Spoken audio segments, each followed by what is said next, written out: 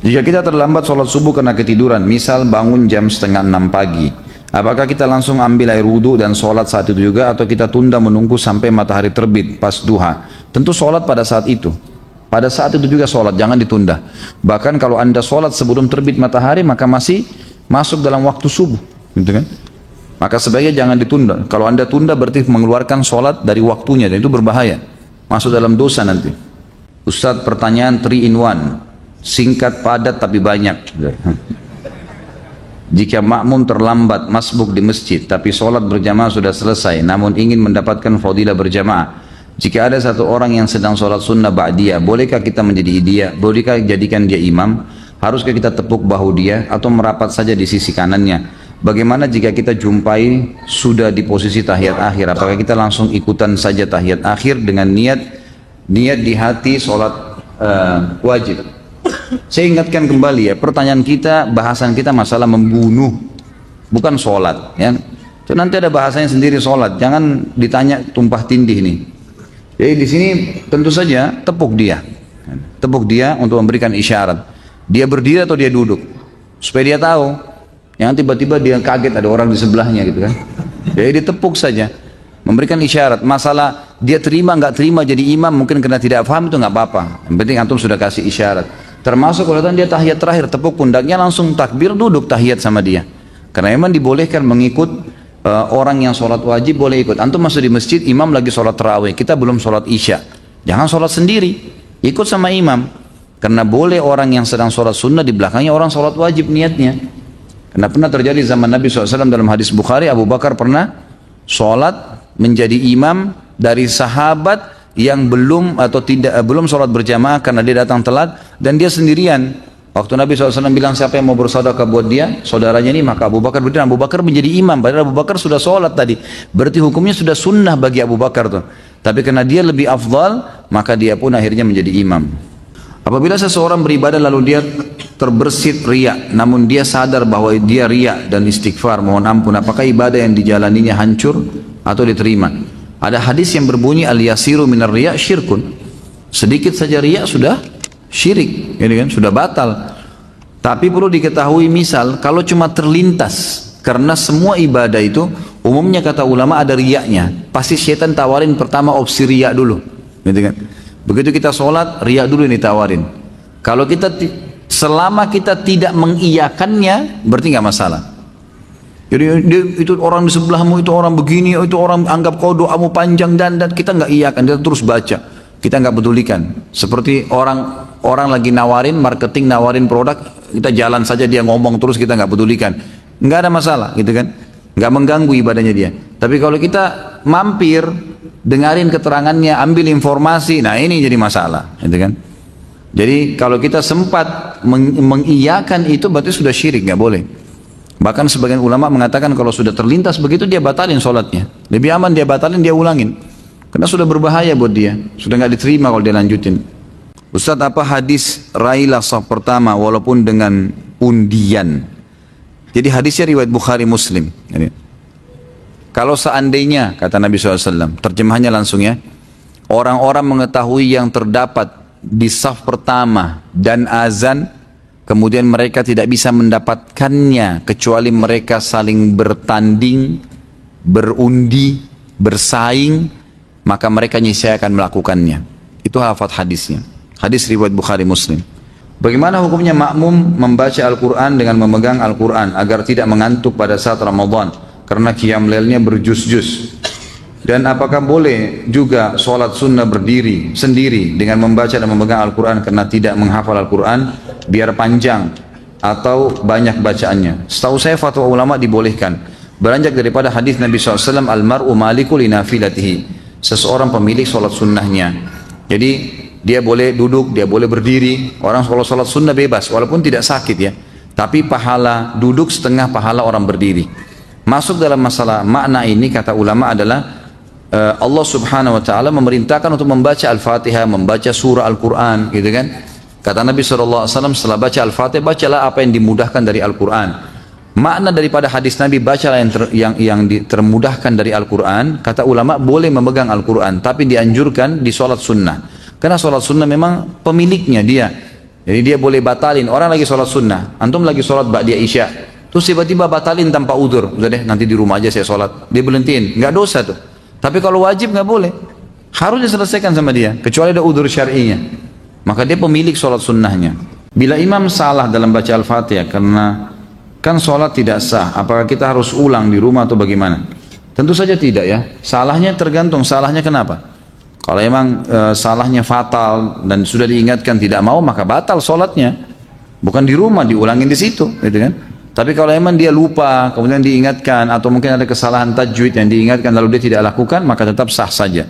Beranjak daripada hadis Nabi SAW yang sahih yang berbunyi, kalau kalian sholat dengan imam, kalau imam benar dia akan panen pahala kalian, dan kalian akan dapat pahala kalian masing-masing, dan kalau dia salah, dia akan berdosa dihukum sama Allah dan sholat kalian benar. Sholat kalian benar. Bila kita memulai usaha warung makan malam hari dan bertepatan dengan sholat maghrib dan isya, apakah kita boleh menjamak sholat tersebut? La ilaha illallah. Menjamak sholat gara-gara dagang tidak boleh. Nah, apakah ketika kita sholat kemudian terlintas di memori pikiran kita, misal kita habis nonton film Mahabharata dan film yang ada dewa-dewa, Athena dan lain-lain, kemudian pas sholat terlintas dewa-dewa dan gambaran di film, apakah itu termasuk syirik? Pertama, jangan nonton. Tadi saya bicara tuh jangan, saya bilang anak kecil aja tidak boleh nonton, apalagi orang sudah besar. Ngapain mau ditipu dengan cerita kosong? Itu bohong, dusta. Dusta semua itu, jangan dinonton. Akhirnya kan lihat efeknya apa yang syaitan lakukan, dimunculkan dewa-dewa itu. Jadi nggak ingat Allah SWT. Itu bukan syirik, tapi dosa. Kalau syirik, kalau anda bilang, oh ini Tuhan saya, pas muncul gambarnya dia, anda bilang ini Tuhan saya, nah itu baru syirik, itu nggak boleh, gitu kan? Apakah sholatnya harus diulang? Padahal kita nggak ada niat untuk berpikir ke sana, namun pikiran akal kita menyimpan memori tersebut. Ya tentu saja tidak diulang, kecuali kalau memang kita sudah sampai hal-hal yang membatalkan sholat, seperti misal syirik itu ya, menganggapnya oh ini berarti ini Tuhan saya nih, kita iakan terbawa dalam pikiran, itu baru. Karena tidak boleh mengulangi sholat tanpa ada udzur syar'i. Udzur syar'i itu batal wudunya, belum masuk waktu baru ketahuan, salah menghadap kiblat, nah itu mungkin. Bacaan dalam sholat, Quran dan doa dalam kurungnya, apakah dibaca dalam hati sudah cukup pada saat sholat sendiri atau harus terdengar walaupun pelan? Saya sudah pernah jelaskan ini. Jadi hindari bacaan dalam hati, keluarkan dengan lisan kita walaupun cuma kita yang dengar, karena sholat cuma dibagi dua, jahar atau sir. Jahar itu ngerasin suara terdengar oleh orang-orang lain, dan sir itu mengecilin suara sebatas dia dengar sendiri, jadi bukan menghilangkan suara. Antum kalau hilangkan suara itu sudah hilang, itu mengkhayal nanti. Nggak ada suara sama sekali, itu akan mengkhayal. Tambah lagi tutup mata tidur. Gitu kan.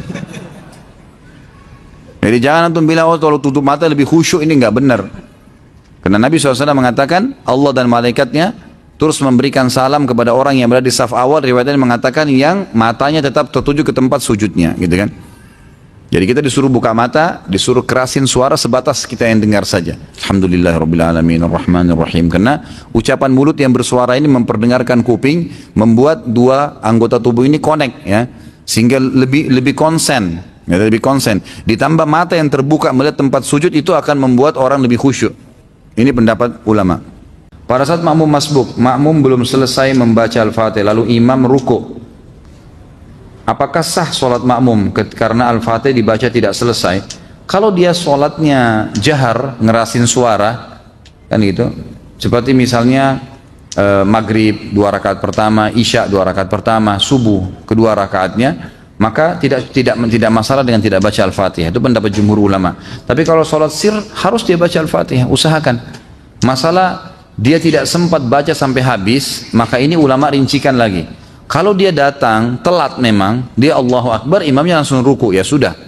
Ya, dalam pendapat Imam Ahmad boleh, dia langsung ruku juga. Imam Syafi'i mengatakan tidak, tetap dia harus baca Al-Fatihah, walaupun dia ketinggalan, tapi maksimal 3 gerakan imam. Misal ruku, itu 1, tidak 2, sujud pertama 3. Usahakan selesai Al-Fatihah sebelum imam duduk di antara 2 sujud. Itu pendapat Imam Syafi'i rahimahullah. Langsung dia ikut ruku, dia sami Allah dan dikejar imamnya. Nah, itu pendapat Allahu alam ya. Bolehkah berimam pada orang yang masbuk? Boleh, asal anda beda imam ya. Jadi misal gini, ada 2 orang masuk masbuk nih, Orang lagi berjamaah, sama-sama masbuk 1 rakaat. Kita satu imam nih. Begitu salam imam kan masing-masing nambah rakaat yang masbuk ya, yang kehilangan 1 rakaat. Ini nggak boleh lagi jadi makmum satu sama yang lain. Karena ada orang begitu tuh, karena sudah satu imam. Yang boleh kalau beda imam. Misal kita berdiri, kita masuk 1 rakaat, ada orang yang telat masuk, maka dia tepuk pundak kita, itu boleh, nggak ada masalah. Tapi tidak boleh menjadi memiliki 2 imam dalam satu sholat. Apabila kita mempunyai warung makan di sekitar komplek perumahan di dalamnya banyak perusahaan, mayoritas orang yang makan bertepatan waktu istirahat, waktu sholat duhur, apa yang harus kita lakukan kepada para pekerja dan konsumen yang makan? Apakah kita menunda terlebih dahulu waktu sholat sampai waktu istirahat selesai? Tentu tidak lah, gitu kan? Sholat aja, gitu kan? Sholat. Kalau anda suami istri, anda boleh suruh istri anda. Istri nggak ada masalah, mereka boleh sholat di situ kan. Tapi kalau anda sendiri jangan tinggalkan masjid, jangan tinggalkan sholat. Atau kalau perlu bagaimana caranya supaya bisa dihidangkan, atau ada pegawai yang memang pegawai itu mungkin ya, kalau memang banyak pegawai yang makan juga yang mampir itu adalah orang-orang perempuan misalnya, wanita, maka bisa pakai wanita. Kalau tidak, maka bertawakal kepada Allah SWT. Sholat dulu, habis itu layani mereka. Tidak usah khawatir dengan rezeki. Itu saran saya ya. Kalau anda bisa bertanya pada ustadz lain, bisa disarankan misalnya nggak apa-apa tunda sholatnya, ya silakan saja. Kalau saya tidak sarankan itu. Apakah meminta doa atau didoakan ke ustadz atau kiai, kemudian kita diberi air putih atau serbuk kopi, kemudian disuruh untuk meminumnya termasuk syirik? Sebenarnya tergantung ya, karena meniup sesuatu ke air untuk diminum itu, kalau fungsinya untuk ruqyah itu boleh. Tapi kalau umumnya doa, itu tidak pernah ada anjuran. Jadi doain apa saja terus ditiup air itu nggak pernah ada anjuran. Tapi kalau untuk meruqyah, memang untuk mengobati, ini memang pernah, gitu kan? Ada beberapa riwayat yang tersebutkan khusus untuk mengobati orang yang keracunan dan kena sihir atau kesurupan. Itu memang ada anjuran, difokuskan ke situ. Bagaimana cara membedakan bisikan yang datang dari syaitan atau kata hati kita sendiri? Kadang-kadang ketika sholat di dalam hati suka bicara sendiri. Bagaimana cara menyikapinya Ustaz? Sahkah sholatnya? Bagaimana hatinya bicara sendiri nih? Allah mengatakan alladzi yuwaswisu fi sudurin nas. Apa bahasanya setelahnya? Minal jinnati wan nas. Yang bisikin itu syaitan. Kalau dalam jiwa kita sendiri, gitu kan? Jinnati wan nas. Sebagian ulama tafsir mengatakan nas ini termasuk jiwa memang jiwa dia sendiri. Dia kadang-kadang berbicara. Ya cara masalah membedakan atau tidak membedakan itu umumnya ulama bilang kalau bisikan-bisikan dalam hati cenderung kepada keburukan, misal malas beribadah, mau berbuat maksiat, cenderung pada keburukan, menunda-nunda ibadah, bisa dari syaitan, bisa dari jiwa dia yang ammaratun bisu. Karena jiwa manusia ada yang cenderung kepada keburukan, ada itu. Itu harus dilawan, ditepis. Tapi umumnya ulama mengatakan syaitan menunggangi itu jiwa yang ammaratun bisu dan dia bergabung di situ. Qarin di sebelah kita, syaitan yang di sebelah kita itu selalu menunggangi sisi jiwa kita yang ada kecenderungan pada keburukan, gitu kan? Potensi itu ada. Makanya ditepis. Semua bisikan yang termotivasi untuk ibadah, kita lihat fakir miskin lewat, tiba-tiba dalam hati kita bantu tuh kesian. Telepon tuh orang tua sudah lama ini tidak telepon ayah saya, mau silaturahim, mau bakti sama orang tua. Oh, mau bantu ada tetangga yang lagi sakit atau ada orang yang lagi sakit mau dijenguk di rumah sakit. Ada bisikan, itu berarti positif, diikutin. Itu juga dari malaikat atau dari jiwa dia yang memang cenderung dengan kebaikan. Seringnya seseorang itu mengasah jiwanya dalam kebaikan akan membuat jiwanya lebih pekah, gitu kan? Dalam kebaikan itu. Dan seringnya seseorang melatih dirinya, jiwanya dalam keburukan akan membuat lebih pekah dalam keburukan itu. Bahkan kata ulama, bisa jiwa lebih hebat keburukannya daripada syaitan, dan bisa juga jiwa lebih hebat daripada bisikannya malaikat dalam kebaikan. Tergantung bagaimana dia membiasakan dirinya, gitu. Tapi umumnya syaitan menunggangi keburukan, kecenderungan burukan tersebut, dan malaikat juga menunggangi potensi baik dalam jiwa manusia. Bagaimana jika ingin sholat berjamaah tapi makmum atau imam tidak mau sejajar? Apa ini? Bagi jemaah perempuan, bagaimana seharusnya sholat sendiri-sendiri karena imam tidak mau sejajar? Ataukah jemaah meskipun jika imam atau makmum maunya imam lebih ke depan dibanding makmumnya, tetap sholat berjamaah, tidak ada masalah itu. Ya, tidak ada masalah. Apakah bergerak 3 kali dalam keadaan solatnya batal seperti garuk-garuk misalnya? Kalau Imam Syafi'i mengatakan batal kalau lebih dari 3 kali.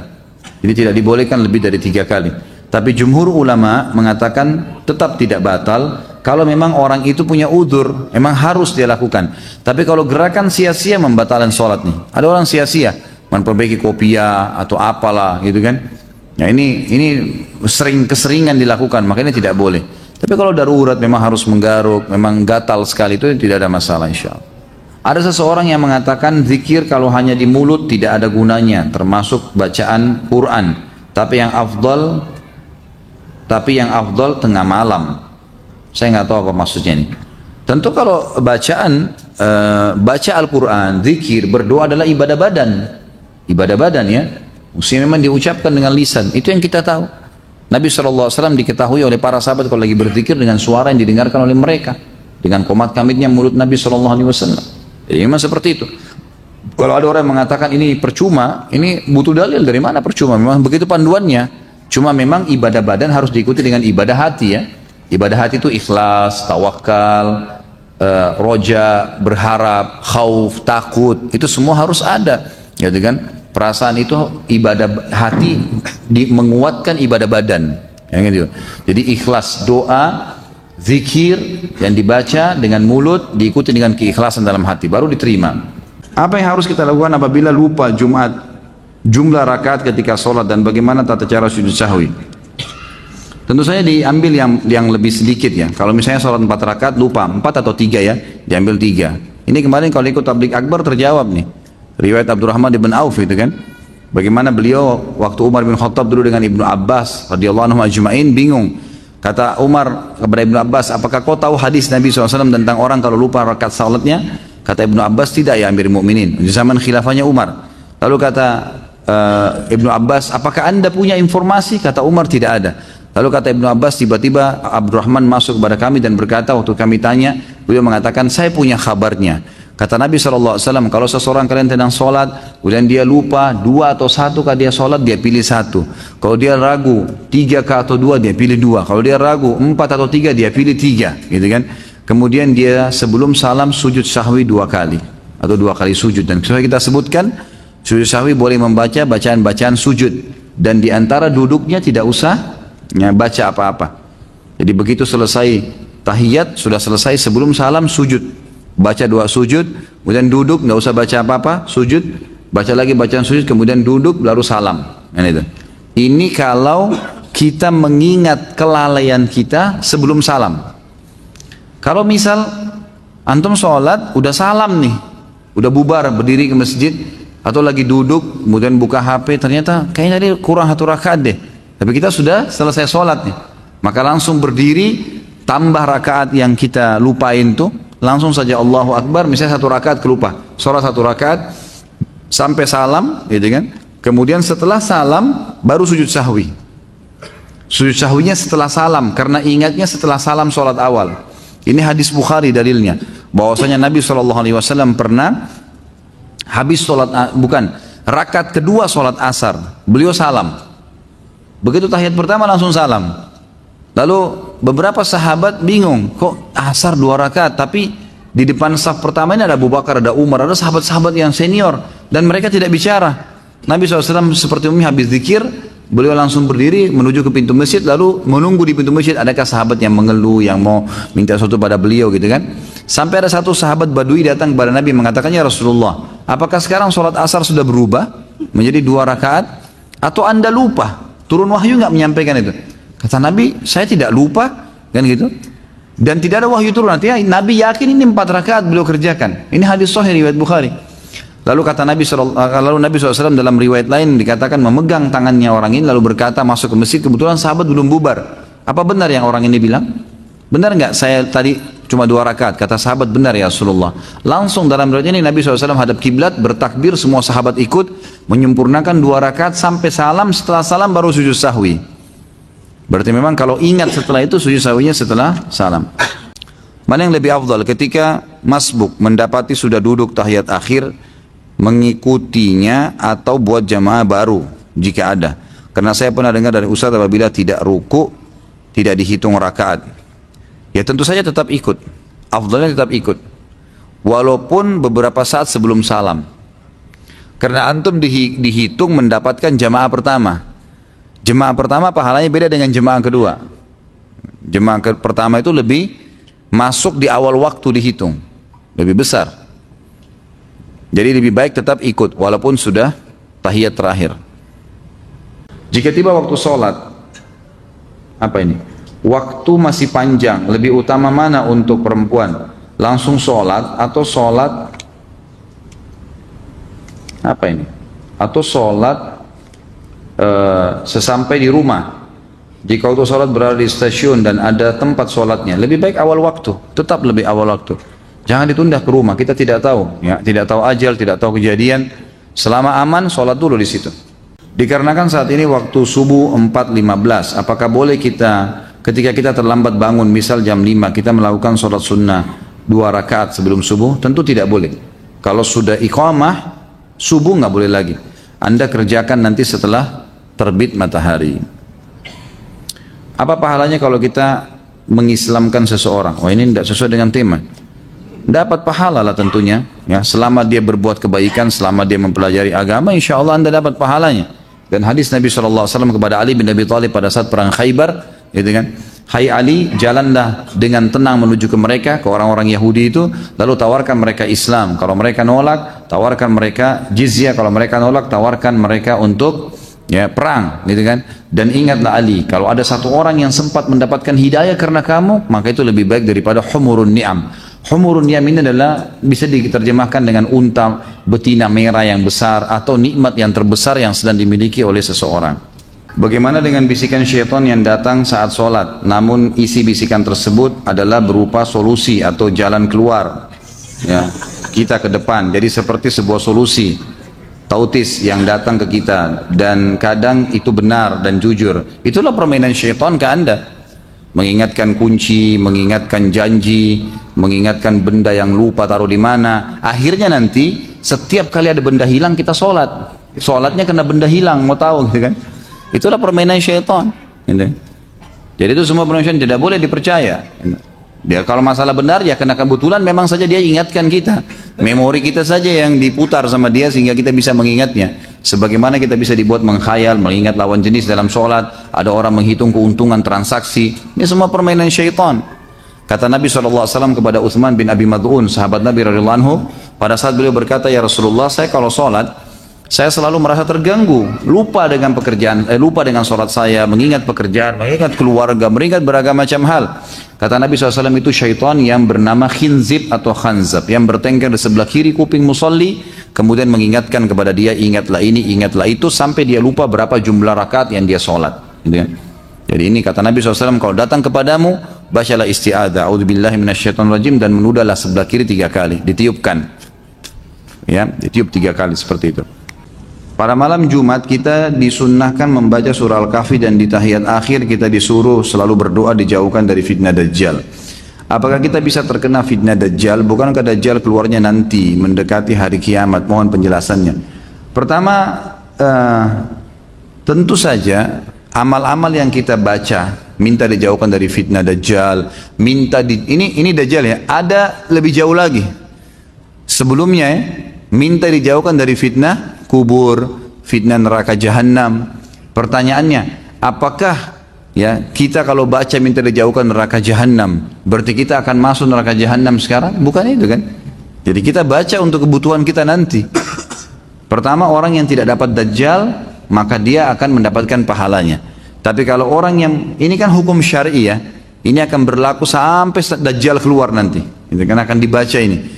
Bahkan sebagian ulama mengatakan doa ini walaupun Dajjal sudah terbunuh nanti, dalam hadis Sahih Bukhari dikatakan Nabi Isa akan datang membunuh Dajjal, dan setelah itu menghancurkan salib, membunuh babi, kemudian tidak ada satu rumah pun di muka bumi kecuali semuanya masuk Islam, dan Isa akan berhukum dengan hukumku, Al-Quran. Maka Nabi Isa AS sholat seperti sholatnya muslimin, puasa seperti puasanya muslimin, haji seperti hajinya muslimin. Pada saat itu bacaan doa ini kata ulama mesti dibaca. Padahal Dajjal sudah dibunuh. Kenapa dibaca? Karena perintah Allah. Bagi yang belum mendapatinya kayak kita sekarang, bagi yang dekat mendapatinya atau sementara Dajjal masih hidup, bagi yang sudah Dajjal mati pun ini perintah agama. Tetap dilakukan. Seperti itu memahaminya. Saya menonton kajian dosa besar 53 via YouTube. Pada sesi tanya jawab, kita dilarang sholat di masjid yang berhiasan emas. Lalu bagaimana di Mekah? Pada kiswanya saya mendapatkan referensi disulam dengan benang yang mengandung emas. Tentu yang dilarang adalah membangun masjid dari emas, kan gitu. Itu yang dilarang. Sama halnya begini, lebih untuk jelasnya saya kasih contoh lain dulu. Laki-laki tidak boleh menggunakan baju dari sutra. Sudah pernah kita bahas tuh, salah satu dosa besar. Ulama membahas, ini kan kalau sutra semua. Bagaimana kalau ada baju batik, ada satu talinya benangnya sutra asli. Bolehkah dipakai? Sama hukum air. Air itu di dalam riwayat disebutkan, apapun yang terjatuh di dalam air tersebut selama tidak mengubah rasa, bau, warna, tetap suci. Kan itu. Berarti sesuatu yang sedikit itu tidak mempengaruhi sesuatu yang besar dalam beberapa hal yang berhubungan dengan agama kita ini. Kan gitu. Jadi kalau seandainya memang ada orang cat menggunakan campuran dengan emas di masjidnya, ini pendapat ulama mengatakan tidak masuk dalam umumnya larangan tadi, kecuali memang dia buat semuanya emas, itu lain. Yang saya tidak tahu ya, kalau antum memang sudah dapatkan referensi memang digunakan dengan sulam emas, itu saya nggak tahu. Tapi yang saya tahu selama ini memang digunakan istilah emas, gitu kan? Kincir airnya Ka'bah itu emas, pintunya itu emas, dan seterusnya. Tapi saya terus terang pribadi belum pernah mengetahui apa itu benar emas murni semua atau enggak, gitu kan? Saya tidak tahu. Dan yang saya tahu memang ada larangan yang menyebutkan tentang tidak bolehnya kalau semuanya emas, gitu kan? Dalam arti kata di sini berlebih-lebihan. Tanda-tanda hari kiamat adalah umat Islam ini banyak yang membangun masjidnya dengan berlebih-lebihan. Kan? Jika tiba waktu sholat, tempat wudhu tidak ada hijab. Apakah perempuan boleh wudhu di kamar mandi tapi ada WC-nya, atau tetap di luar? Sama saja, asal bukan di klosetnya. Saya sarankan kalau ibu-ibu atau akhwat kita lagi di mall, jangan duduk di tempat umum yang bisa terbuka jilbab, gitu kan? Masuk di kamar mandi, bicara sama bagian cleaning service-nya, pembersihnya, maaf saya mau wudhu di sini, nanti saya bersihin sebentar. Udah wudhu aja di situ. Usahakan tidak mengotori semuanya dengan cara mengambil air, mengusapnya, gitu kan? Mengambil air, mengusap telapak tangan, mengusap wajah, ya semampunya. Jilbab juga mungkin bisa dibuka karena perempuan semuanya. Maka itu baik, gitu kan? Kalau darurat tidak ada juga sama sekali kamar mandi, walaupun pasti ada ya. Maka biasanya itu kelebihannya kalau akhwat yang pakai jilbab besar, dia bisa menarik jilbabnya ke depan sehingga tertutup bagian wajah, kemudian dia beruduk semampunya. Ya, kemudian dia pada saat mengusap wajah, mengusap siku semua tertutup dengan jilbab besarnya. Kemudian dia selesaikan itu, lalu kakinya dipakai kaos kaki yang diusap. Ya, Allahu a'lam, itu yang saya tahu.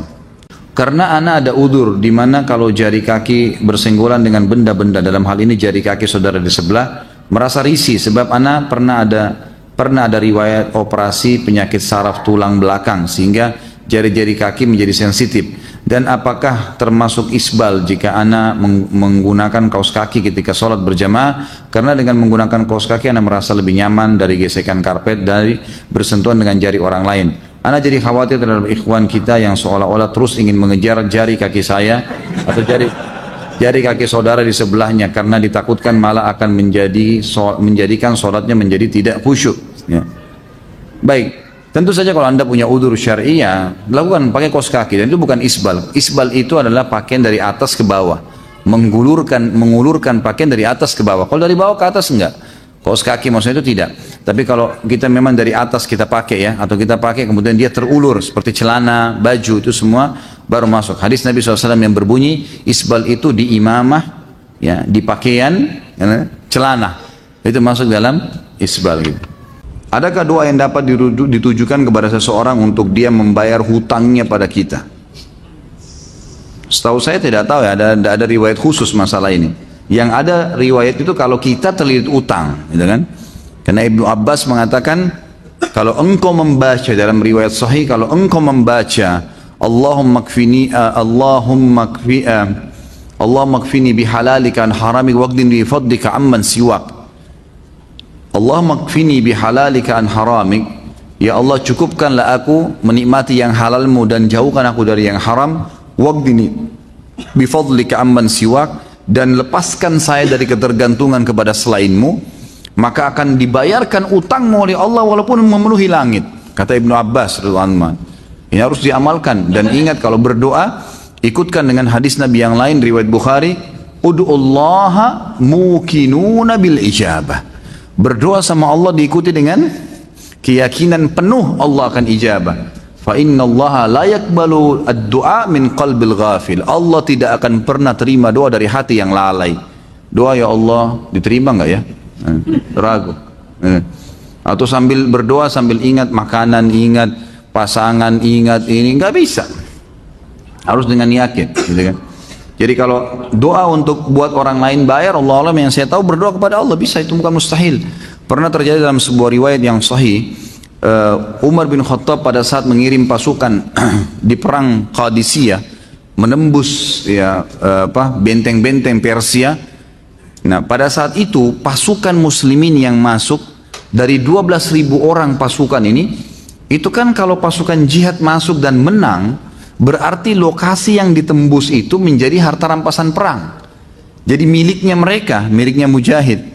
Jumlah mereka kecil, wilayah Persia besar, gitu kan? Ini kalau dibagi ini luar biasa gitu. Maka waktu itu mereka sudah mau bagi, tapi sebelumnya minta saran Umar bin Khattab. Umar berpikir, untuk apa mujahid ini nggak butuh sebanyak ini. Maka Umar bin Khattab juga berpikir mereka mu'allaf, baru masuk Islam, baru mengenal Islam, lebih baik ganima ini harta rampasan perang dibagi aja, tetap pemiliknya tapi dikasih setengah kepada para mujahid. Waktu itu Bilal radhiyallahu anhu sahabat Nabi yang lain menolak. Waktu Umar bin Khattab kasih keputusan, kata Bilal, ya Amir Mu'minin, jelas hukum agama kita, gitu kan? Ini dibagi untuk mujahidin. Maka Umar bin Khattab mengatakan, wahai Bilal, pikirkanlah, kalau kau mendapatkan sekian bagian dari Persia, kau mau apain tuh harta? Banyak sekali, gitu kan? Dan mereka itu orang-orang yang baru masuk Islam. Lebih baik kamu berbagi dengan dia sambil kamu ajarkan Islam. Ini pendapat Umar. Tapi Bilal tetap ngotot, nggak mau. Kata Umar, saya pun meminta tolong kepada Allah agar melunakkan hati Bilal melalui doa malam saya. Maka Umar bin Khattab sujud berdoa kepada Allah di salat malam. Ya Allah, lunakkanlah hati Bilal. Ya Allah, lunakkan, terus begitu. Kata Umar radhiyallahu anhu, pas tiba habis sholat subuh, Bilal datang kepada saya mengatakan, saya ridho kepada hukummu hai Amir Mu'minin. Gitu kan? Jadi bukan mustahil berdoa, doakan. Ya Allah, lunakkan hatinya supaya dia bisa membayar utangnya, gitu kan? Sambil tentu kita muhasabah teman-teman sekalian. Jadi kadang-kadang kita juga ini terlalu banyak, terlalu pintar menyalahkan orang, tidak bermuhasabah. Apa yang terjadi, sesuatu yang terjadi pada kita, yang paling pertama hisab diri kita dulu. Ada masalah apa saya ini? Jangan sampai orang ini gunjing karena saya pernah gunjing orang. Jangan sampai utang ini mungkin saya pernah utang sama orang, saya nggak bayar. Jadi kita muhasabah dulu. Kalau kita sudah tidak temukan variabel kesalahan kita, nah baru gitu. Baru kita mungkin ini cobaan murni, bukan karena kesalahan saya. Tapi kalau kita memang dasarnya ada kesalahan dulu, mintalah kepada Allah mudah-mudahan jadi pengampunan dosa. Gitu. Mana hukumnya zikir memakai tasbih? Tasbih ini hadisnya sebenarnya yang membolehkan itu kembali kepada riwayat Tirmidzi yang khilaf ulama tentang kesahihannya. Umumnya ulama ada yang mendhaifkan riwayat ini. Umumnya ulama mendhaifkan riwayat ini tentang waktu Nabi SAW menuju ke masjid, kemudian menemui Ummu Salamah yang sedang berzikir sambil menghitung batu, gitu kan? Setelah itu Nabi SAW pulang dari masjid menemui Ummu Salamah masih memakai batu, subhanallah, alhamdulillah, sambil hitung dengan batu. Kata Nabi SAW, wahai Ummu Salamah, apakah kau kerjakan ini dari tadi? Dari sebelum saya pergi kamu zikir dengan cara ini? Dia bilang iya. Kata Nabi SAW, saya sudah membaca zikir yang mengalahkan jumlah pahala zikirmu dengan cara saya membaca, misal habis subhanallah baca, ada khalqihi wa ridha nafsihi wa zinata arsyi wa midada kalimati, sejumlah makhluknya Allah. Jadi bilang subhanallah ada khalqi, sejumlah makhluknya. Wa ridha nafsi, sampai dia ridho dengan dirinya sendiri Allah SWT. Wa zinata arsyi, sebanyak jumlah perhiasan singgasananya. Wa midada kalimati, juga sebanyak jumlah kalimat-kalimatnya. Maka itu mengalahkan. Ulama yang mendhaifkan hadis ini mengatakan ini hadis yang menyebutkan tentang adanya hitungan dengan benda, bukan dengan tangan, gitu kan? Maka mereka mendhaifkan ini, mereka melemahkan, dan dengan melemahkan hadis ini, kalau hadis lemah itu tidak terlalu lemah, bukan karena ada pendusta, dan tidak bertolak belakang dengan hadis sahih, hukumnya boleh dipakai dalam fadail amal, dalam amal-amal sunnah ya. Tapi ternyata pendapat pertama mengatakan ada hadis Nabi yang diriwayatkan Imam Bukhari berbunyi, tangan jari yang dipakai bertasbih itu akan menjadi saksi hari kiamat, menjadi saksi pada hari kiamat. Maka pendapat pertama mengatakan, maka kalau dipertemukan antara hadis ini yang sahih, tasbih berhitung dengan jari menjadi saksi hari kiamat, dan ini Ummu Salamah menggunakan batu sementara hadisnya lemah, maka didahulukan yang ini, otomatis kan gitu. Maka mereka mengatakan ini lemah tertolak dengan hadis sahih, maka itu adalah perbuatan yang bid'ah, gitu kan? Tidak dibolehkan. Pendapat kedua mengatakan tidak bentrok antara hadis pertama dengan hadis kedua, tidak bentrok, karena hadis pertama hanya menjelaskan perilaku Ummu Salamah yang menggunakan batu.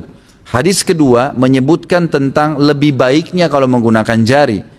Kalau dilihat ini tidak ada bentrok menurut pendapat ulama yang kedua.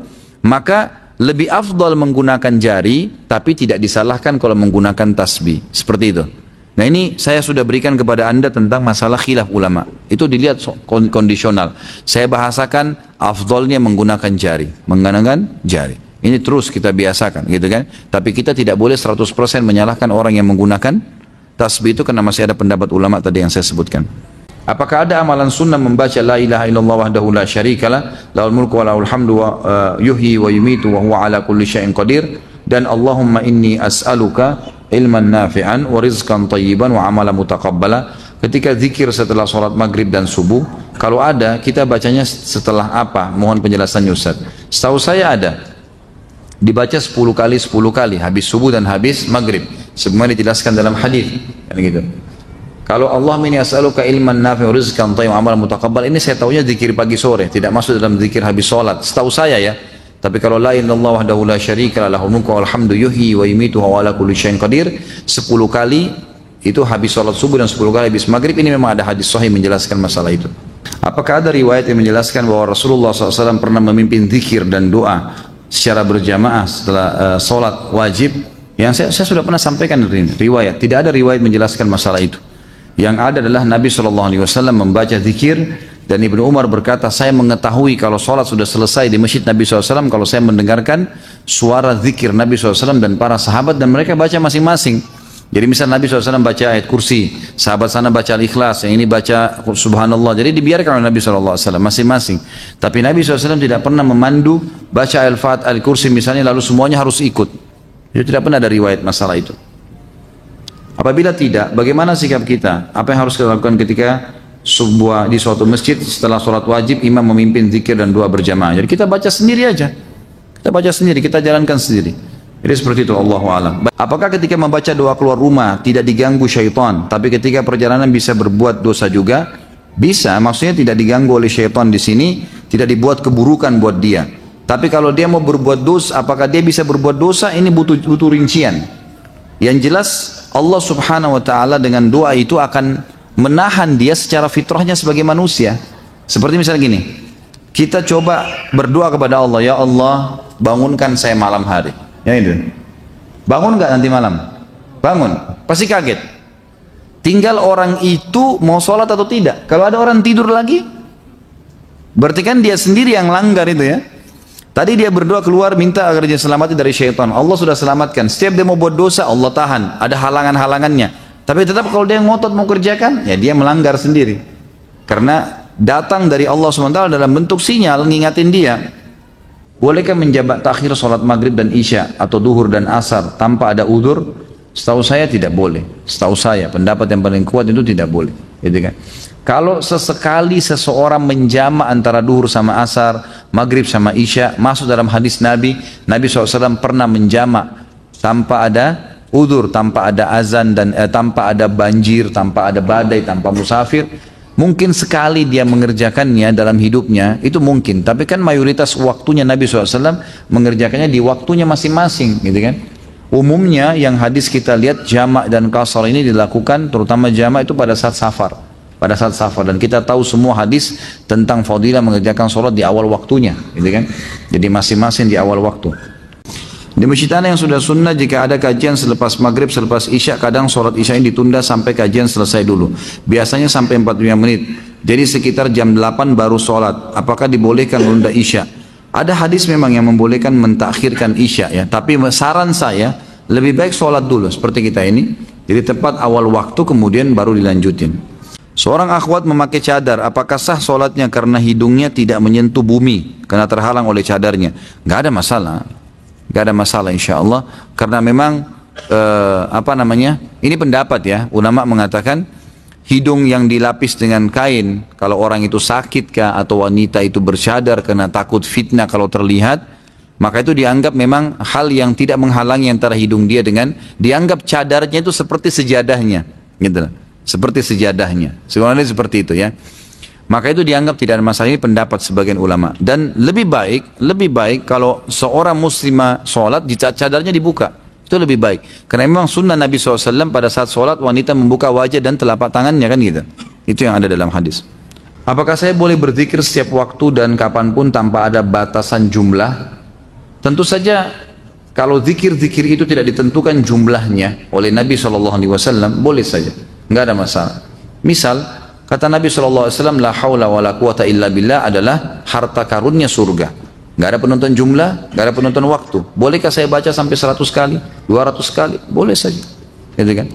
Tapi ada kalau penentuan waktu, tempat, misal habis sholat baca subhanallah 33, alhamdulillah, Allah akbar 33, semua 33. Maka jangan baca lebih nih habis sholat. Karena penentuan waktu, tempat, jumlah ada. Gitu kan? Kalau tidak ada, bebas, tidak ada masalah. Gitu kan? Itu dibolehkan. Berhubungan dengan masalah istighfar, makna daripada hadis Nabi SAW, saya beristighfar setiap harinya 70 sampai 100 kali. Ini sedikit ada pendapat para ulama yang mengatakan bahwasanya yang dimaksud adalah Nabi SAW setiap kali beristighfar itu tidak berhenti sampai 70 kali atau sampai 100 kali. Berarti dalam sehari bisa beberapa kali Nabi SAW membacanya.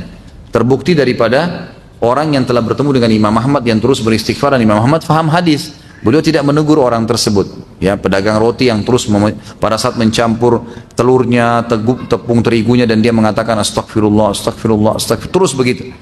Tidak pernah berhenti. Dia berhenti kalau Imam Ahmad ajak ngomong atau Imam Ahmad dia sedang bertanya gitu. Maka Imam Ahmad tanya, berapa lama kau sudah amalkan? Dia bilang dari dulu nih saya amalin, gitu kan. Sudah lama dan jumlahnya tidak terbatas gitu. Maka ulama mengambil dari statement Imam Ahmad yang tidak menegur orang tersebut, karena beliau adalah ulama hadis, berarti makna daripada Nabi SAW membaca 70 sampai 100 kali adalah setiap kali ada kesempatan, beliau tidak berhenti sampai 70 dan 100 kali. Selebihnya setelah itu ada kesempatan lagi, baca lagi 70 sampai 100 kali. Maka dari sini istighfar dibolehkan baca berapa kali pun jumlahnya. Mohon dijelaskan bagaimana hukumnya apabila sholat di rumah, kemudian di masjid sudah iqamah. Apakah kita masih bisa menjalankan sholat qobliyah? Batalin, nggak boleh. Hadis sahih berbunyi, kata Nabi SAW, tidak ada lagi sholat sunnah dengan iqamah sholat wajib. Hadis sahih, nggak boleh. Jadi biar lagi di masjid, kita lagi sholat, baru 1 rakaat sudah iqamah, batal. Tapi kita sudah dapat pahalanya, diberhentiin aja tiba-tiba, emang begitu. Ada seseorang menyarankan baca doa nurun nubuwat agar tersembuh dari penyakit yang saya tanyakan, apakah doa tersebut sesuai dengan tuntunan Rasulullah SAW? Saya tidak pernah tahu nih, nurun nubuwat ini seperti apa. Dan saya selama saya belajar ya, saya tidak tahu, Allahu alam. Sebatas ilmu saya tidak pernah saya temukan ada judul doa seperti ini yang Nabi SAW berikan. Jadi yang saya tahu tidak pernah ada ya, Allahu alam, yang saya tahu begitu. Tapi kalau memang Anda lihat wirid yang ada di dalamnya adalah zikir-zikir ruqyah, yang buku kemarin saya bawain itu, kalau sama berarti zikir ruqyah berarti bisa saja di zikir ruqyah, sebab saya tidak tahu isinya. Kalau isinya selain zikir-zikir ruqyah yang ada sunnah-sunnah Nabi SAW, berarti itu nggak benar, itu dibuat-buat. Kapan saat wanita melakukan sholat duhur di hari Jumat? Afdolnya apakah setelah azan atau habis sholat Jumat? Tentu setelah azan. Ulama sepakat mengatakan tidak harus menunggu selesai khutbah. Boleh setelah azan duhur perempuan sudah boleh sholat, azan Jumat perempuan sudah boleh sholat duhur. Jika di lingkungan rumah kita ada 3 masjid atau lebih dan ada 1 masjid yang sudah sunnah dengan komunitasnya orang-orang yang sudah mengenal sunnah, maka saya lebih condong berjamaah di masjid tersebut dengan alasan lebih khusyuk, rapi safnya. Jadi pahalanya lebih banyak karena safnya sempurna. Lalu saya dibilang keluarga ekstrim, seolah-olah saya punya aliran sendiri karena tidak mau berjamaah di masjid lainnya. Apakah saya salah jika memilih masjid yang sunnah itu? Tentu saja tidak. Nggak usah peduli dengan perkataan orang. Kita kalau peduli perkataan orang nanti jadi kacau semua. Selama itu benar, jalanin, nggak usah ragu. Dan nggak usah peduli dengan orang, karena kalau kita peduli dengan orang, sementara kita dahulukan perkataan orang dari kebenaran, kita akan kacau semuanya. Berapa banyak rumah tangga kacau gara-gara perkataan orang ketiga, gitu kan?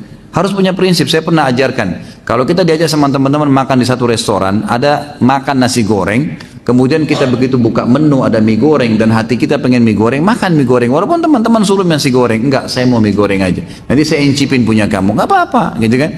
Mesti punya prinsip. Nanti supaya kita ikut. Kalau enggak, suami kamu tuh begitu ya, langsung ribut sama suaminya. Istri kamu tuh begitu ya, kamu tuh tetangga bilangin begini, tadi si fulan bilang begini, terpengaruh. Untuk apa?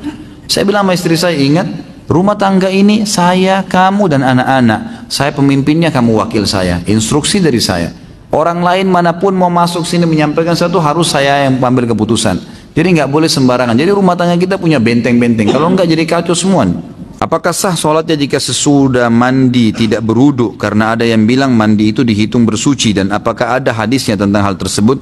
Ini ada ijtihad ya, upaya sebagian ulama dalam fikih mengatakan kalau seseorang itu mandi dan pada saat mandi dia memang menjama seluruh anggota wudunya dan dia niatkan sekalian wudu, maka sudah tidak perlu berwudu lagi. Ini pendapat. Tapi sebagian lagi, dan Allahu alam, saya bicara selalu pribadi di majelis saya pribadi lebih cenderung dengan wudu lagi. Saya pribadi, karena memang ini ijtihad, tidak mengikuti dalil, tidak ada dalil khusus masalah itu. Justru yang kita tidak pernah temukan dalil bahwasanya Nabi SAW menggabungkan antara mandi sama wudu, artinya setelah mandi nggak wudu lagi. Seperti contoh misalnya kasus mandi junub. Mandi junub itu kan mandi ya, tapi ada wudunya tuh.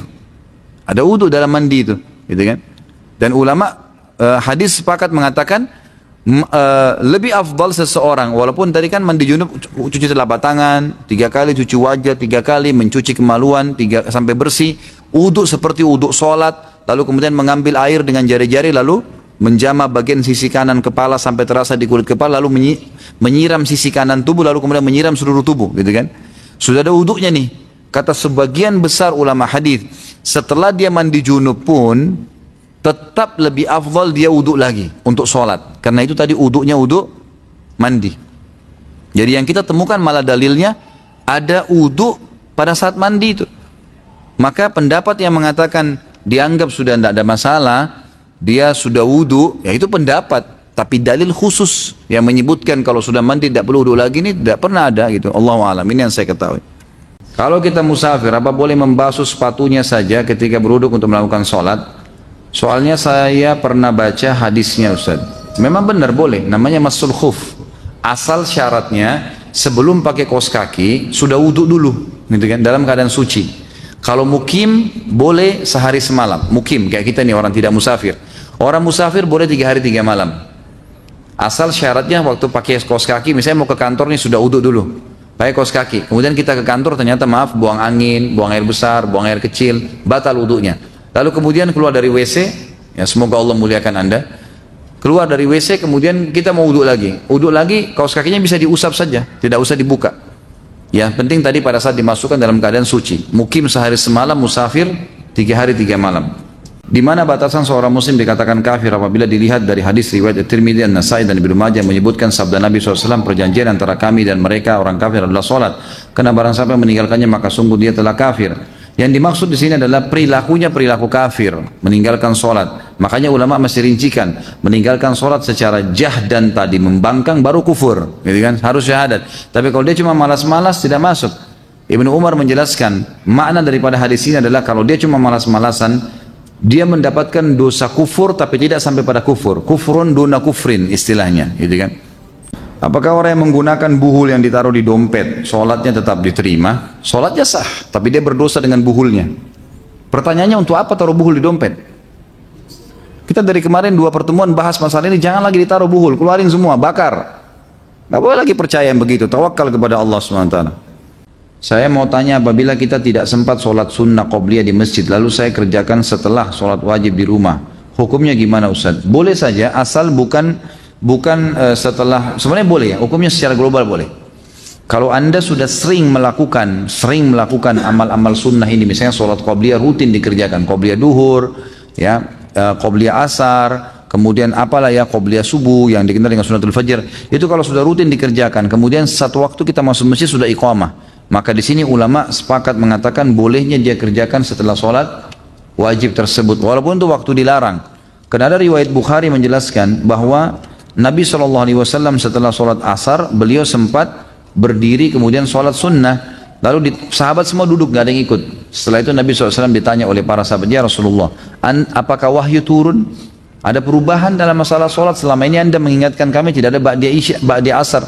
Kata Nabi SAW, ini sholat ba'diyah duhur saya, yang saya tadi lupa karena tersibukkan oleh satu kaum yang datang memiliki hajat dengan saya, maka sekarang saya kerjakan. Sama dengan hadis Nabi yang berbunyi, kalau seseorang lupa sholatnya, maka dia kerjakan kapan dia ingat. Apakah dalam majlis dalam masjid ba'da azan, majlis ilmu dalam masjid setelah azan boleh dilanjutkan? Majlis itu majlis bid'ah. Apakah kita harus menunggu majlis selesai ataukah membuat jamaah terlebih dahulu? Tentu saja boleh ya. Kalau azan kayak tadi kita azan, waktu kita tunda seberapa menit. Tapi ini bukan berarti tunda sampai keluar waktu. Karena memang biasanya antara azan dengan azan ada durasi. Ada durasi. Ini masih dibolehkan. Mungkin kita tadi kayak ambil waktu 5 sampai 10 menit kemudian azan, itu bukan sesuatu yang mengeluarkan dari waktunya sebenarnya. Terlebih lagi durasi antara azan dan iqamah di zaman Nabi SAW itu ukuran 50 ayat. 50 ayat itu lumayan ya. Mungkin 20 sampai setengah jam, 20 menit sampai setengah jam. Maka berarti memang di sini ulama mengatakan boleh ya, menunda itu dalam waktu tertentu. Tapi kalau majelis itu majelis yang melanggar sunnah Nabi, ya sebaiknya jangan, gitu kan? Jangan dihadiri. Bagaimana caranya? Keluar aja dulu, jangan buat jamaah, nanti jadi fitnah, gitu kan? Jangan buat jamaah, keluar aja dari masjid, duduk mungkin di teras, begitu iqamah atau azan baru masuk sholat insya Allah. Jika di tempat kita atau luar negeri tidak terdengar suara azan, berdosakah jika seorang laki-laki sholat di rumahnya berjamaah dengan teman-temannya karena tidak terdengar azan? Kalau yang saya tahu tidak terdengar azan di sini maksudnya memang karena tidak ada masjid atau terlalu jauh untuk dijangkau dan tidak terdengar, ini insya Allah tidak apa-apa. Karena Nabi SAW menanyakan kepada Ibnu Ummul Maktum yang sempat orang buta pamit kepada Nabi SAW mengatakan, ya Rasulullah, rumah saya jauh dari masjid, nggak ada yang pandu, antara rumah saya dengan masjid Anda ini banyak binatang buas yang bisa menyerang saya, boleh nggak saya sholat di rumah? Buta, nggak ada pemandunya, banyak binatang buas, rumahnya jauh dari masjid, banyak sekali udurnya nih, gitu kan? Maka kata Nabi SAW awalnya, silahkan sholat di rumahmu. Begitu dia mau keluar dari masjid, turun wahyu. Jibril AS datang menyampaikan. Lalu Nabi SAW panggil dia tuh, dipanggil. Ini kebetulan muadzinnya Nabi SAW. Dia sama Bilal, dua-duanya ini muadzin, Ibnu Ummul Maktum. Maka kata Nabi SAW, atas ma'un nida, kau dengar gak azan dari rumahmu? Dia bilang, iya ya Rasulullah. Kata Nabi, idzan ajib, kalau gitu jawab azan itu.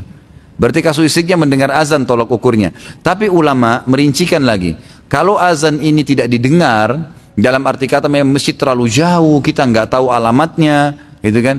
Tidak tahu juga mungkin kalau ke sana ada sholat jamaah atau tidak, maka itu boleh-boleh saja. Tapi kalau tidak didengar seperti kasus di Australia karena memang tidak boleh mic keluar, maka ini bukan udzur, gitu kan? Karena memang tidak mungkin kita bisa dengar azan di jalanan kalau di Australia. Karena memang tidak boleh, dilarang di dalam ya, suaranya. Maka ini bukan udzur.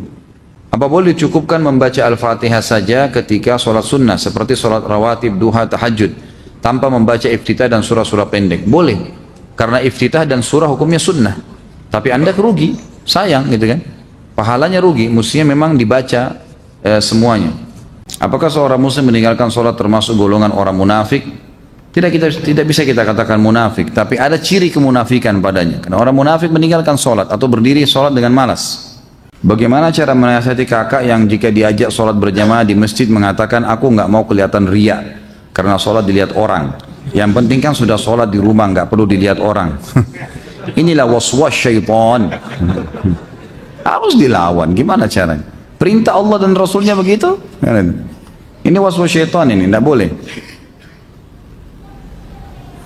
Tapi jika kira ada tahlilan berjamaah, beliau datang dengan mengatakan kita ini hidup bermasyarakat, nggak bisa hidup sendiri. Kalau kita mati siapa yang mau ngubur kalau bukan tetangga, gitu kan? Ini waswas syaitan luar biasa nih, permainan syaitan ke dia. Sampaikan apa adanya, tugas Anda sampaikan saja. Selebihnya doakan. Kita nggak bisa mengubah orang itu. Saya mau tanya tentang teknis sholat saat i'tidal. Apakah yang benar tangan sedekap atau dilepas diturunkan? Saya pernah dengar hadis berbunyi posisi i'tidal kembali kepada semula. Maksud di sini semula sebelum ruku atau sebelum takbiratul ihram. Ini sudah saya bilang, jangan tanya masalah bab lain dulu, gitu kan? Dan sudah sering saya jelasin masalah ini. Jadi yang saya sering jelasin bahwasanya hadisnya satu. Nabi SAW dikatakan kalau bangun dari ruku kembali anggota tubuhnya seperti semula. Nah di sini ulama jadi dua pendapat. Yang mengatakan seperti semula ini sebelum salam, maka sami Allahu liman hamidah, tangannya turun ke sebelah kiri kanan tubuhnya. Kalau dikatakan anggota tubuh kembali seperti semula setelah takbir, maka kembali ke dada. Dan Ibnu Qayyim rahimahullah sudah menyatukan, mengatakan alangkah baiknya seorang muslim karena dalilnya ada, cuma mereka berselisih penjabaran dari dalil ini, dua-dua dijalankan. Sesekali bersedekap, sesekali dia tidak bersedekap. Apakah kita tidak boleh membunyikan sendi-sendi dalam sholat, mematahkan jemari tangan dan kaki? Mematahkan ini bagaimana? Hah? Membunyikan, jadi bukan mematahkan kali ya. Ini bahasanya luar biasa. Jadi setahu saya Allah alam ini sebagian besar ulama memakruhkan, jadi bukan tidak boleh. Karena ada gerakan-gerakan yang dibolehkan dalam sholat kalau sifatnya darurat. Kalau darurat itu tidak ada masalah, tapi sebaiknya dihindari. Ini juga secara medis kurang sehat ya. Karena biasanya jadi renggang jari-jari itu, maka lebih baik dijauhi. Ya anggaplah kalau Anda mau berhadapan dengan atasan, misalnya lagi ngobrol, masa sambil depan atasan bunyi-bunyiin tangan gitu kan? Pasti nggak mau. Bagaimana dengan hadapannya Allah Subhanahu Wa Taala? Coba hindari. Itu waswas syaitan agar mengurangi kekhusyuan Anda. Jam berapakah utamanya waktu sholat duha dan berapa rakaat? Setelah terbit matahari. Itu yang disunnahkan Nabi SAW. Kalau dalam riwayat dikatakan sampai saat unta merasa teriknya matahari.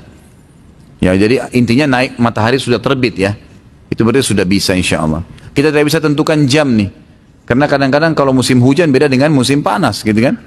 Kadang-kadang mungkin kalau musim-musim tertentu tuh setengah 7, jam 7 sudah panas tuh, sudah terik, sudah bisa duha. Antum kerja jam 8, boleh duha sebelumnya. Kadang-kadang ada waktu, itu mungkin masih mendung, gelap. Mungkin jam setengah 7 masih gelap gitu kan. Ada kadang-kadang keadaan sebenarnya yang dijadikan patokan adalah terbitnya matahari atau terangnya langit. Sampai beberapa saat sebelum menjelang duhur. Apakah boleh melakukan sholat tahajud ketika kita sudah melakukan sholat witir setelah isya? Saya pernah dengar sholat witir sebagai sholat penutup, tidak ada lagi sholat setelah sholat witir. Boleh saja, yang dimaksud tidak ada lagi. Jadi jangan witir dulu sekarang, setelah witir langsung kerjakan sholat lagi. Tapi kalau ada jaraknya itu berbeda. Kan gitu. Makanya para sahabat seperti Abu Hurairah anhu berkata, aku diwasiatkan oleh Rasulullah, kekasihku Rasulullah SAW, 3 hal tidak pernah aku tinggalkan selama aku hidup. Sementara Abu Hurairah ini tidak pernah tinggalkan tahajud. Beliau mengatakan di malam hari, beliau mengatakan saya diwasiatkan kasihku 3 hal tidak pernah saya tinggalkan selama saya hidup. 2 rakaat sholat duha, dan saya berpuasa 3 hari setiap bulan ayyamul bid, dan saya tidak pernah tidur kecuali saya sudah witir. Jadi beliau witir sebelum tidur, tapi beliau tetap kerjakan tahajud. Pernah juga Nabi SAW dalam hadis Bukhari bertanya kepada Abu Bakar dan Umar, wahai Abu Bakar, kapan kamu witir? Sementara Abu Bakar ini tiap malam sholat tahajud. Kata Abu Bakar, selepas isya ya Rasulullah, sebelum tidur. Ditanya Umar, wahai Umar, kapan kau witir? Kata Umar, di akhir malam ya Rasulullah. Kata Nabi SAW ditunjuk Abu Bakar, orang ini mengambil agamanya dengan hati-hati. Orang ini ditunjuk Umar mengambil agamanya dengan ketegasan. Artinya dua-duanya boleh, nggak ada masalah, gitu kan? Jadi setelah witir pun habis isya boleh tahajud. Setelah sholat hajat, petunjuk dari Allah itu berupa apa? Nggak ada sholat hajat ini. Yang ada sholat istikharah. Sholat hajat setahu saya tidak ada, hadisnya lemah sekali, bahkan ada hadis yang palsu, gitu kan? Jadi yang ada adalah sholat istikharah. Istikharah sama sebenarnya ya. Karena kita meminta petunjuk dari Allah SWT, itu ada hadis sahihnya.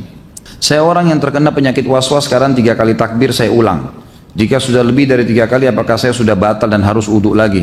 Tidak batal tentunya ya, dan tidak usah diulang. Dan saya sarankan jangan was-was. Allahu Akbar, selesai.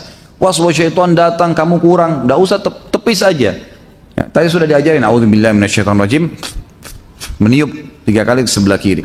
Mana yang saf lebih utama jika ada 2 lantai masjid, saf terakhir di lantai bawah atau saf pertama di lantai atas? Saf pertama. Walaupun di lantai atas, jadi tetap saja asal dia bersambung, tinggal di bawah atau di atas itu sama aja. Pak Ustaz, salat berjamaah kan lebih baik daripada salat sendiri, tapi musola tempat saya sering berzikir dan doa bersama sambil mengeraskan suara, padahal itu tidak ada dalam ajaran Nabi dan Rasul. Apabila setelah saya salat berjamaah di musola tersebut, saya langsung meninggalkan musola, apakah boleh? Bukankah kita tidak boleh meninggalkan musola sebelum imam yang meninggalkan? Bagaimana cara menyikapinya? Boleh kita tinggalin musola tanpa imam meninggalkannya. Boleh saja kalau kita punya hajat, boleh kita keluar. Tetapi yang perlu diperhatikan adalah kalau zikir habis sholat dengan suara itu tidak melanggar ya. Zikir habis sholat dengan ada suara keluar itu tidak melanggar. Yang ditegur kalau rame-rame, gitu kan, secara bersamaan. Karena Nabi SAW dalam hadis Ibnu Abbas disebutkan, Ibnu Abbas berkata, saya tahu sholat selesai di masjid Nabi kalau ada suara, gitu kan? Saya mendengar suara mereka, sahabat lagi berzikir. Cuma tradisi Nabi SAW kalau beliau lagi zikir baca ayat kursi misalnya, di sana sahabat baca Al-Ikhlas, di sana baca Subhanallah. Jadi tidak dipaksa dengan satu irama. Nah ini yang susah dengan sunnah Nabi SAW. Jadi kalau orang berzikir dengan angkat suara, antum untuk apa tinggalin? Biarin orang berzikir, antum juga berzikir, gitu kan? Selesaikan zikir. Ini hukum. Tapi kalau yang tadi dibahas tidak boleh keluar sebelum imam keluar itu tidak benar. Boleh saja tinggalin tempat sebelum imam. Ini tidak ada masalah. Apa dalilnya keutamaan saf pertama sebelah kanan, dan jika cuma satu saf, apakah yang harus diisi sebelah kanan dulu, dan kalau sebelah kanan sudah penuh baru diisi sebelah kiri? Hadis sahih riwayat Imam Tirmidzi, riwayat Imam Abu Dawud, riwayat Imam Ahmad. Ya, Nabi SAW menyebutkan, bahkan ada dalam hadis Bukhari Muslim ini masalah fadilah saf awal, gitu kan. Kalau masalah saf kanan ini memang hadis yang tadi saya sebutkan, Tirmidzi, Abu Dawud dan Imam Ahmad menyebutkan kalau Allah Subhanahu wa taala akan terus memberikan salam kepada orang yang berada di saf kanan. Dalam riwayat Bukhari disebutkan beberapa sahabat berkata, kami sangat senang berada di sebelah kanan Nabi SAW, sebelah kanan saf, karena sering kali beliau kalau mengatakan istawu menghadap ke sebelah kanan saf, gitu kan. Jadi memang begitu penyebutannya. Dan Nabi SAW pada saat menyusun saf menyuruh berdiri di belakangnya, kemudian mengatur ke sebelah kanan. Itu perintah Nabi SAW memang. Memang saf kanan sampai penuh. Kalau sudah penuh ke kanan baru diisi ke kiri. Memang sunnah Nabi SAW seperti itu. Mulai dari mana terhitung 1 rakaat untuk yang masbuk? Apakah ketika sebelum ruku atau sebelum sujud? Tentu ruku. Patokannya ruku. Nabi SAW bersabda, siapa yang mendapatkan imamnya ruku, maka dia telah mendapatkan 1 rakaat. Jadi ruku bukan sujud. Apakah boleh sholat Jumat di dalam kereta api? Soalnya saya pernah melihatnya ketika saya dalam perjalanan menuju kampung halaman. Musafir nggak ada Jumat baginya, nggak usah sholat Jumat, gitu kan?